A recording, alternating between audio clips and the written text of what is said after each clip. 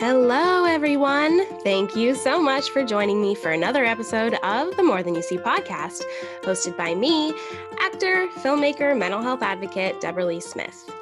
Every Monday, just like this one, I come to you to share some resources, have a conversation, and generally just dive into all topics around mental health. I am not a licensed practitioner or therapist, but just a woman exploring my own mental health journey and sharing it with you, my listeners. My hope is that this podcast brings you some joy, some understanding, and some tools so that you can build your own mental health toolbox. Thanks again, everyone, for joining me for episode 5 of the podcast. I am so excited to have you guys here today. Just a little preview. Today, we're going to talk about habits.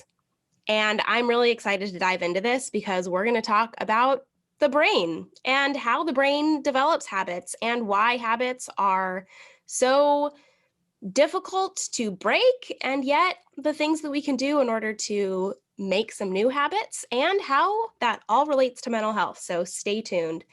In the meantime, I'm starting a new segment of the podcast, and I am really excited to debut it with you today. What this segment of the podcast is going to be is little stories, tips, resources from you, the listener, whether you are listening to this on all podcasting platforms or whether you're watching this on YouTube or on IGTV. I would love to hear what you do in order to get through some difficult times, how you're feeling right now. If you have a question for me, if you have a specific topic that you want me to discuss, I would just love to hear from you. And so this is how we're going to do this. In the show notes, you will see a link that says anchor.fm/morethanYouSee. If you go there, that's Anchor is the platform that I use to host the podcast. And if you go there, you can actually click on the page and there's a little button that says record a voice message. So if you record that voice message, it goes directly to me, and then I can actually take that voice message and play it on the air. If you do not want your voice on the air, totally fine. You're welcome to just send it to me in a message and I can read it for you. This can be completely anonymous. I would just love to open this platform up to you because, again, as I said in the first episode, this podcast is built for you guys. Of course, I'm exploring my own mental health journey, but my hope and my desire is that you continue to explore your own mental health journey as well. I also want to say the next 4 episodes I'm really excited about because we are going to be diving into 4 different aspects of mental health. These are the aspects that I talk about in the first episode. And those are your environment and like who you surround yourself with, what you surround yourself with, your sociology, how you speak to yourself, your brain chemistry, and your spirituality. And so I'm really going to dive into each of those elements on episodes coming up and talk about, number 1, why they affect us so much, and number 2, what the heck we can do about it. So I'm really excited to be bringing those episodes to you. And again, if you have something you want to contribute, please leave me a message. Okay, now let's actually dive into the episode, shall we? So a couple episodes ago, we talked about building a morning menu.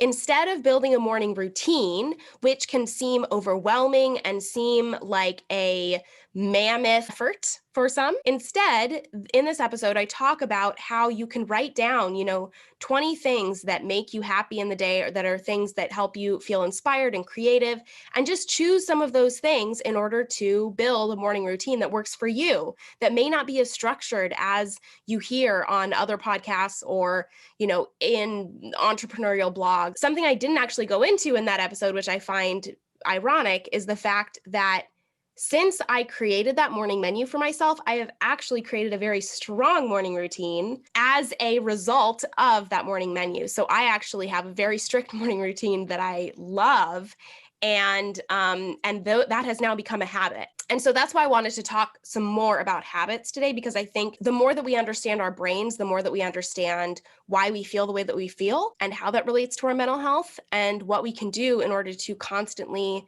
improve our mental health in, so many different ways. So a study from Duke University in 2006 discovered that 45% of our daily behaviors are automatic. Think about that. Half of our day is doing something automatic. Now, of course, part of that is sleeping, because that is automatic. We don't have to consciously think about sleeping. But even, driving, even cooking dinner, walking your dog, just walking, there's so many different things that we do throughout our day that we don't even realize are actually habits. These are things that our body is doing without our conscious thought. And that's basically a habit. Now, one of the reasons why these habits exist is that they save brain energy. Even though our brain only takes up 2% of our body mass, it actually consumes 25% of oxygen in our body. So our brain is obviously like a very, very hungry little muscle up there, or organ, I should say. So our brain, takes a lot of energy throughout our day, and it takes a lot for our brain to function. But the other thing is that our brains are built to learn new habits quickly, because they really do want to, again, conserve energy. There was another study that was done with rats in which they had, rats that were put inside a maze, and there was chocolate at the end of the maze, and the rats would have to go through the maze in order to find the chocolate. And the first week, it took a lot of brain energy in order to press this spring that would open this door, go down a corner, go under a thing, like there was a whole maze. The second week, the brain activity of the rats was cut in half. And that's because the rats, by week 2, already knew exactly how to get to the chocolate, because they had already done it so many times, and it had then become habitual. And that's what our brains are doing as well, because they just want us to conserve energy and to get to the point. I also think it's super fascinating, the fact that where our brain actually creates habits is actually buried very, very deep inside of our brain. And deeper into our brain or part of the brain is, the more that it was part of our brain in caveman times. So as our brains got bigger and bigger, it's sort of built on itself, just like an onion or a tree trunk. And so anything that's closer to the center of the brain actually is more from a very, very long time ago. And again, why this is also important is just a reminder of the fact that we as humans have always had habits. We've had habits in order to function as humans throughout our daily lives. And I think that sometimes we think about habits as the new thing that we have to do in order to, survive or thrive in the world. But again, let's just remember that our habits, just like so many other aspects of our mental health, are something that was built in us from the beginning. This is just how we were built as people. And I think that's a very, important thing to remember. Okay, so how does this actually relate to mental health? Let's get into that. As I said, obviously our habits are aspects of our lives that have become ingrained in us, that we do every day in order to conserve energy. Our brain just kicks us into gear and goes, you're going to do this every single day because I don't want to have to, process anything more. And this is where having some positive habits and having some negative habits can really impact our mental health. So for example, back in the days when we could actually go outside and, go to work, and then you came home and then you immediately grabbed a bag of chips and you sat on the couch and watched TV for the rest of the night, that is maybe not the best habit. Now let's break down why. The reason that's not the best habit is because you are putting not great food into your body, and your body does need genuine fuel. Also, you are doing something that's maybe not that social, or doing something that is, switching your brain off, but maybe doesn't make you feel very good. And I think that's where we often